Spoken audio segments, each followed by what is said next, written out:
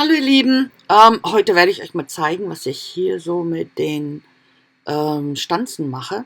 Und zwar, ja, natürlich habe ich jetzt erstmal nur den Schmetterling ausgestanzt, das ist schon klar. Ich wollte aber einen Teil des Negativs da behalten, um das im Prinzip so als, wie sagt man das hier, so, ja, als eine Linie, kann es gar nicht sagen, wie man das sagt, aber ihr werdet es ja sehen. Ähm, ja, so ein Schmetterling alleine fand ich jetzt nicht so spannend. Deswegen habe ich den Ausschnitt noch benutzt und als Dingenskirchens benutzt. Wie ihr sehen könnt später.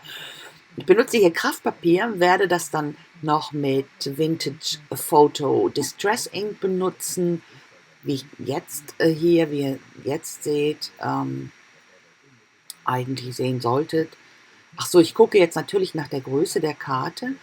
Ich wollte das jetzt nicht bis an über die komplette Karte haben, sondern nur einen Teil. Deswegen schneide ich mir das jetzt kürzer, genau so wollte ich das haben. Und dann fange ich weiter an mit dem Distress Vintage Photo Ink und arbeite dann noch mit Krakelierpaste. Einfach und auf, obendrauf auf das Ink, weil ich das gerne habe, wenn das durchkommt. In dem Fall war das nicht ganz so doll, das Ergebnis, also bin ich dann hinterher nochmal mit dem Vintage drüber gegangen und dann sah es schon besser aus. Ich wollte hier so die Karte im Vintage-Stil halten, einfach nur Vintage-Foto und dann noch ein bisschen in Türkis und das war es dann schon. Oft auch auf den Schmetterling. Ich wollte das Ganze extrem distressed haben. So, hi guys, I will show you today a card and as you can already see, it gets messy, it gets distressed. That's crackle paste here. But I started with a butterfly, cut it out on craft paper, and I will use the negative. You could see that I cut most of it off, but I kept this upper part, and I can, yeah, put that together on a card. I think it looks, what would you call that type of cut it out and put it both on a card? I don't know, but it doesn't matter what you call it. You can see what I do, and yeah, I quite like it. So, but I wanted to keep it in a very vintagey distressed style, so that's why I stay in these colors of vintage photo, and that's peacock feathers or ever evergreen in the what's it called? It's called evergreen borrow. So one of them, I can't really remember which one I use. And even for stamping, I use my brown ink.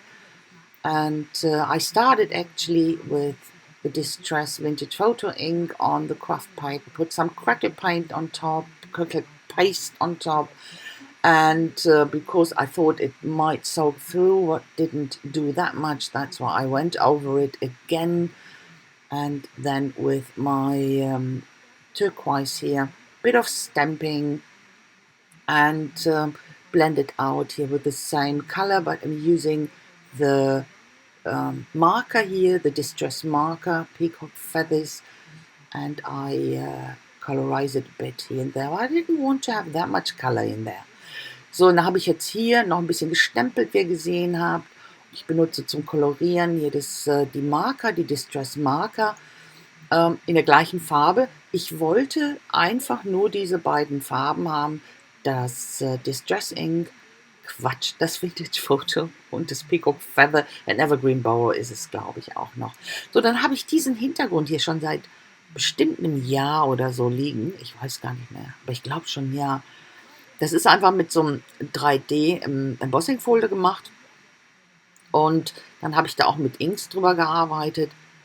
Und ich hatte zwei davon. Oder ich habe weiß nicht, ich hatte zwei davon. Lass es uns so sagen. Habe eins benutzt und das andere lag jetzt hier so rum. Und ich denke mir, das passt ganz hervorragend zu meinen Fokuspunkten, fokalen Punkten hier. So.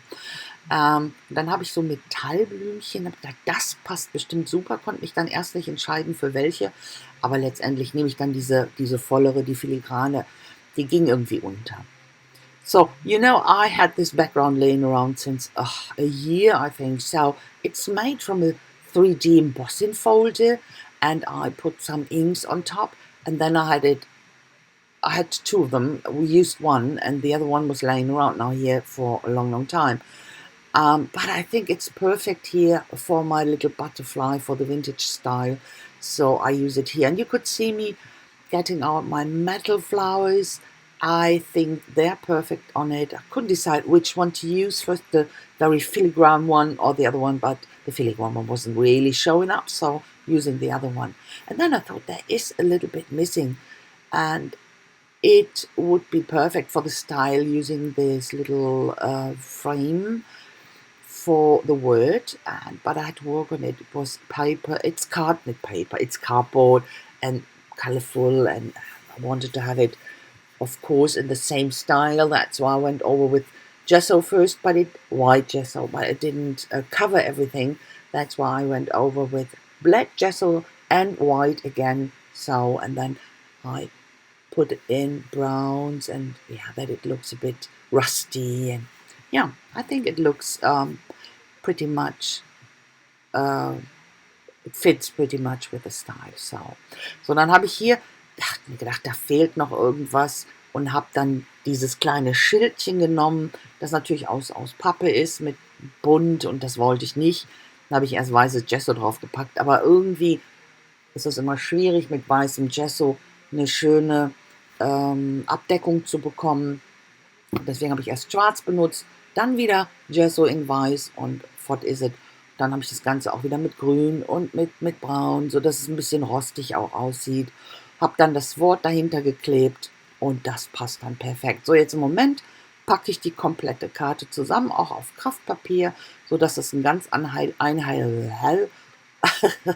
einheitliches Bild gibt, und werde das Ganze dreidimensional aufkleben.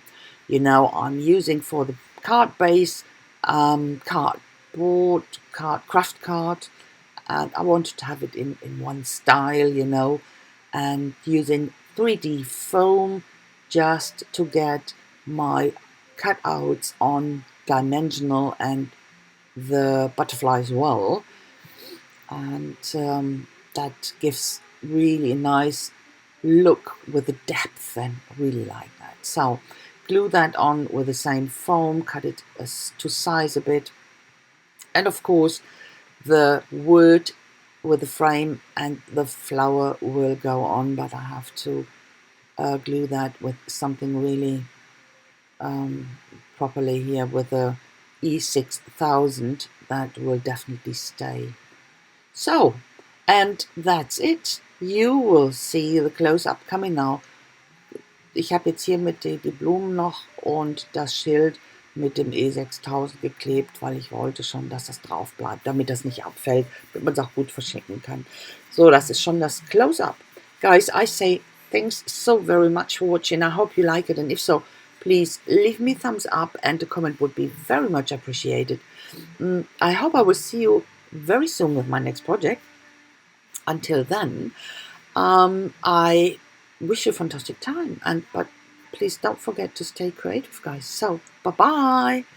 Ihr Lieben, ich danke euch ganz, ganz herzlich fürs Schauen, und ich hoffe, es hat euch gefallen. Ihr konntet vielleicht was mitnehmen. Wenn dem so ist, dann lasst mir doch einen Daumen hoch da, und einen Kommentar, würde ich mich riesig drüber freuen. Und ja, ich hoffe, ich sehe euch ganz bald wieder mit meinem nächsten Projekt.